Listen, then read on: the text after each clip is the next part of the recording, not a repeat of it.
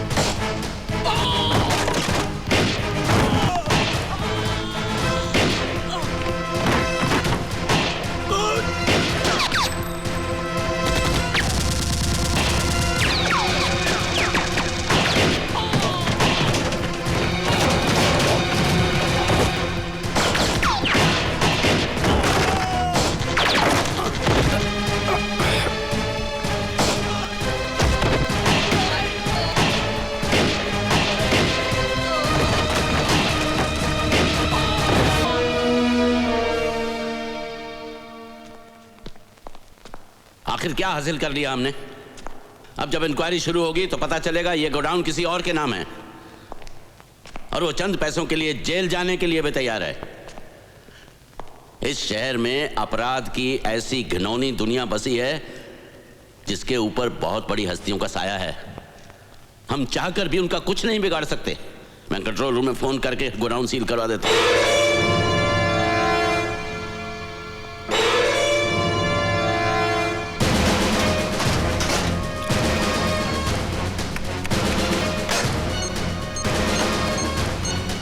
Control room,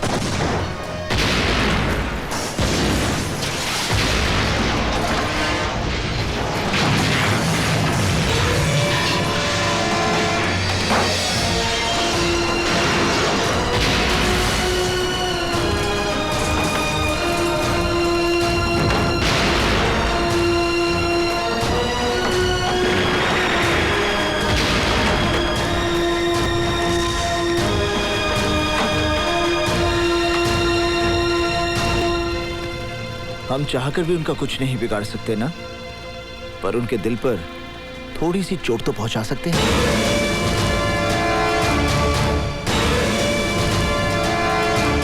उस हरामखोर ने हमारे इतने गोदाम चला दिए, करोड़ों का नुकसान कर दिया, और आप किस बात का इंतजार कर रहे हो भाई?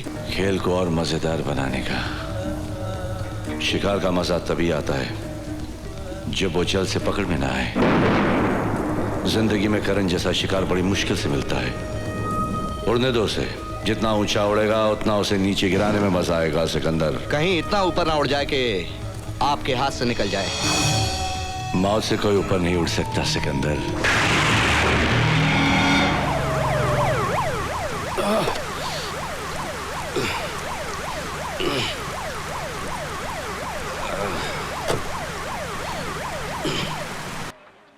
आज तो मैं भी इस सितार को बजाऊंगा जिस पर उंगलियां रखते ही सैकड़ों सुर साथ बज उठते हैं।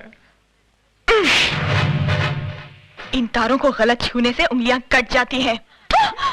जिस सांस को मैं बजा नहीं पाता उसे तोड़ देता हूं। बहुत हो गया शास्त्रीय संगीत, अब हम इसे रैप सुनाएंगे। रैप देख खान, आज सारी बस्ती के सामने नंगा नाच का सामने। अरे भाती के घर है।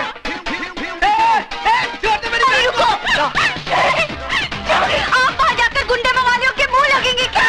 नहीं, अरे वो सुधा के साथ जबरदस्ती का छोड़ मुझे। अरे मौत छोड़। अरे आज तू जान जाएगी।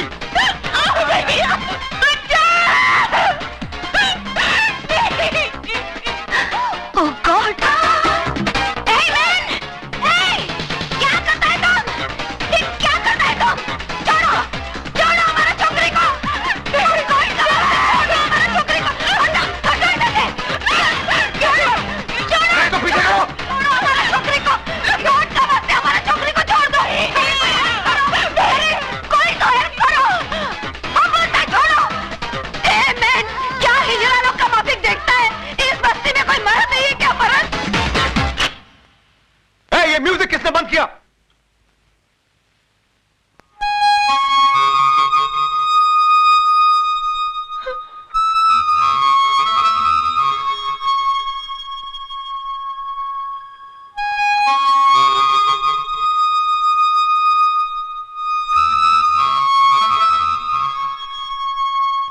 छक्के, मुंह छुपा के क्या खड़ा है? बाहर निकल।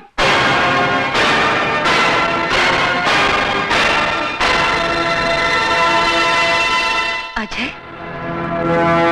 मारो इसे।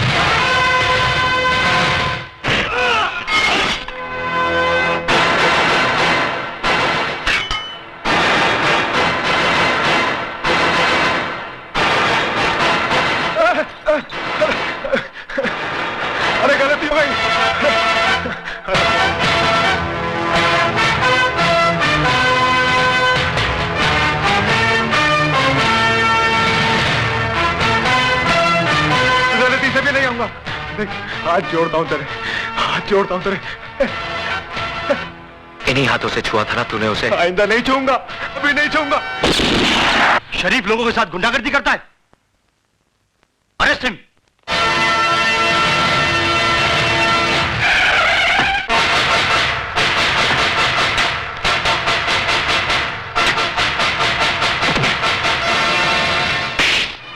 भवानी साहब, मैंने उस लड़के को पकड़ के रखा है जिसने आपके भाई पर हाथ उठाया था। उसको गिरफ्तार करने की बजाय उसकी लाश मुझे दिखा देता ना, तो उसके वजन जितना सोना तेरी घरवाली के बदन पे सजा देता मैं। कहाँ है वो? लॉकअप में। Lockup call.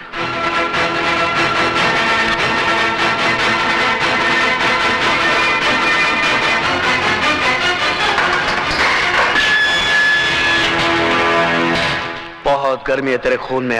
मेरी गर्मी का नमूना तेरा भाई देख चुका है। हाथ बंधे हैं वरना तेरी सेवा भी जरूर करता। हरामजादे, वो छिनाल तेरी कौन लगती है? कौन लगती है तेरी वो सखेलिया बहन जिसके लिए तूने मेरे भाई को मारा?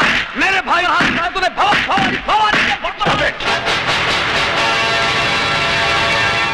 ये पुलिस स्टेशन है भवानी सिंह, तेरी रखेल का घर नहीं जहां तू मनमानी कर सके। तू नहीं जानता एसीपी, इसने मेरे भाई पर हाथ उठाया है, भवानी के भाई पर।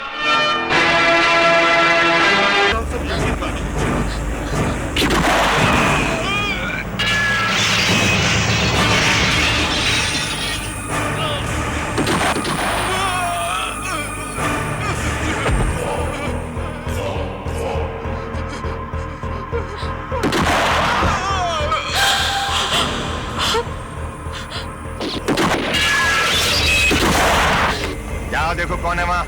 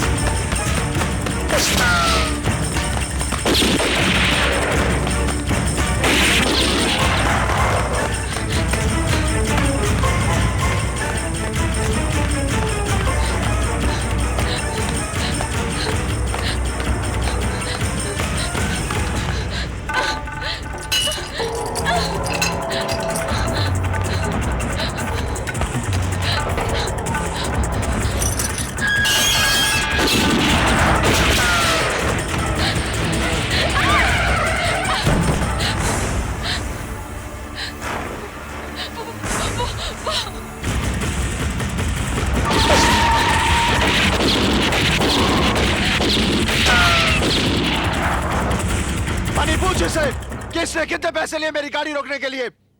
और कौन थे वो लोग जो गोलियां चला रहे थे वहां पर? देखिए, आप गलत समझ रहे हैं। मैं तो वहां से तुम जैसी लड़कियां चंद रुपयों के लिए कुछ भी कर सकती हैं। ठीक कहा आपने, ठीक पहचाना आपकी नजरों ने मुझे। हाँ, मैं गिरी हुई बाजारू लड़की ही तो लगती हूँ जिसने पैसे के लिए ये चमक धमक कपड़े पहन रखे हैं। क्योंकि मैं एक क्लब डांसर हूँ, लोगों को खुश रखने के लिए पहनने पड़ते हैं मुझे ये कपड़े। और शायद आपको बताने की कोई जरूरत नहीं कि कोई लड़की खुशी से ये काम नहीं करती। मैं जानबूझकर आपकी गाड़ी से नहीं टकराई थी। जो लोग गोलियां चला रहे थे वो मुझे मारना चाहते थे। जब मैं क्लब का शो खत्म करके बाहर निकली तब मैंने किसी का खून होते हुए देखा, इसलिए वो लोग मेरा पीछा कर रहे थे। ठीक है, रोने की जरूरत नहीं। मनी, इन्हें घर तक छोड़ो। कोई जरूरत नहीं है, मैं अपने